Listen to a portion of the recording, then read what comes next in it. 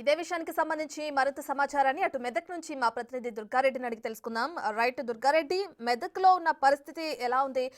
హైడ్రా తరహా వ్యవస్థను అటు మెదక్ లో ఏర్పాటు చేయడం వల్ల ఎటువంటి ప్రయోజనం చేకూరే అవకాశం కనిపిస్తుందంటారు దుర్గారెడ్డి?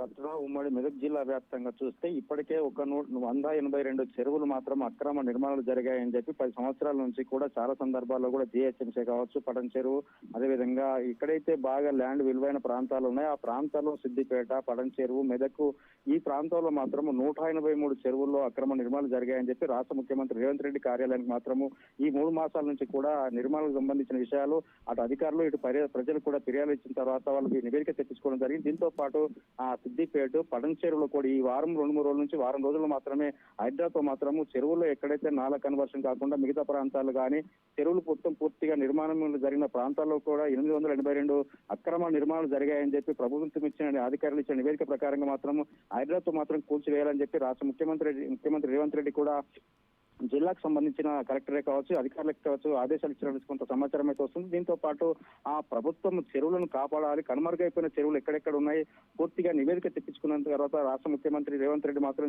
మెదక్ జిల్లాపై దృష్టి పెట్టినట్టుగా కొంత అధికారుల నుంచి కొంత మన సమాచారం రావడం జరుగుతుంది. ఈ రోజు మాత్రం సిద్దిపేట లేకుంటే సంగారెడ్డి ఈ ప్రాంతానికి కూడా 1-2 హైడ్రాలను పంపించి కూడా కూల్చివేత కార్యక్రమాలు వేగంగా చేయాలని చెప్తున్నారు. నిజంగా ఎక్కడైతే భారీ భవనాలు ఉన్నాయో నిజంగా నాలా కన్వర్షన్ కాకుండా లేకుంటే అక్కడ ఇచ్చిన జిహెచ్ఎంసీ ఇచ్చిన అనుమతులే కావచ్చు, లేకుంటే జీపీ గ్రామ పంచాయతీ ఇచ్చిన అనుమతులే కావచ్చు, ఏ విధంగా ఇచ్చారు, ఎందుకు ఇచ్చారో ఆ శాఖకు సంబంధించిన అధికారులపై రిటైర్మెంట్ కాకపోతే వాళ్ళ మీద చర్యలు తీసుకునే అవకాశాలు కూడా ఉన్నాయి కనుక వాటిపై కూడా ఉత్తర్వులు జారీ చేయాలని చెప్పి అక్కడ సీఎం ఆఫీస్ ఇచ్చిన అధికారులు కూడా ఆ విధంగా ముందుకెళ్తున్నారని మనకు కొంత సమాచారం అయితే రావడం జరుగుతుంది కదా. దీంతో పాటు ఇక్కడైతే మనం ఒక ఓన్లీ పడన్ చెరువు చూసినట్లయితే చెంబులకుంట, అమీన్పూర్, తెల్లాపూర్ ఈ ప్రాంతాల్లో మాత్రం ఇప్పటివరకే కనుమరుగైపోయినాయి. భారీ భవంతులు ఉన్నాయి. ఆ భవంతులకు కూడా 5-6 నిర్మాణాలు చేపట్టడం జరిగింది. కొన్నిటికి అనుమతులు ఉన్నాయి, మరికొన్నిటికి అనుమతులు కూడా లేవు కనుక వాటి మీద మాత్రం ఎట్టి పరిస్థితులు కూడా కోర్టు నుంచి స్టే కానీ ఇతర కార్యక్రమాలకు కూడా అనుమతి ఇవ్వకుండా అధికారులు కూడా ఇక్కడికి వెళ్ళాలి, పోలీస్ ప్రొటెక్షన్ తీసుకొని కూల్చివేయాలని చెప్పి కూడా ఆదేశాలు ఇచ్చినట్లు కొంత సమాచారం అయితే వస్తుంది. దీంతో పాటు కొంతమంది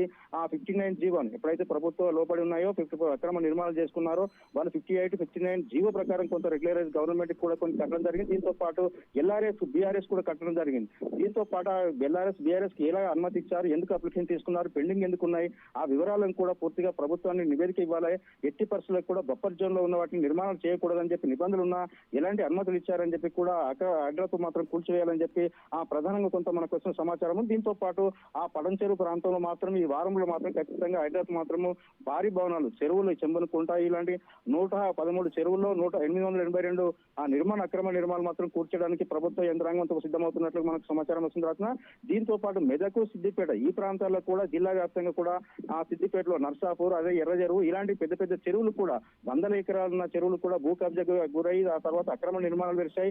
నిజంగా అనుమతులు ఏ విధంగా ఇచ్చారు, అప్పుడున్న కలెక్టర్ ఎవరు, జిహెచ్ఎంసీ సంబంధించిన కావచ్చు, మున్సిపల్ సంబంధించిన వాళ్ళు కావచ్చు, ఆ నిర్మాణాలు చేపట్టడానికి వాళ్ళకున్న అనుమతులతో పాటు ఇక్కడ ఉన్న రిజిస్ట్రేషన్ డాక్యుమెంట్ కూడా పరిశీలించాలి.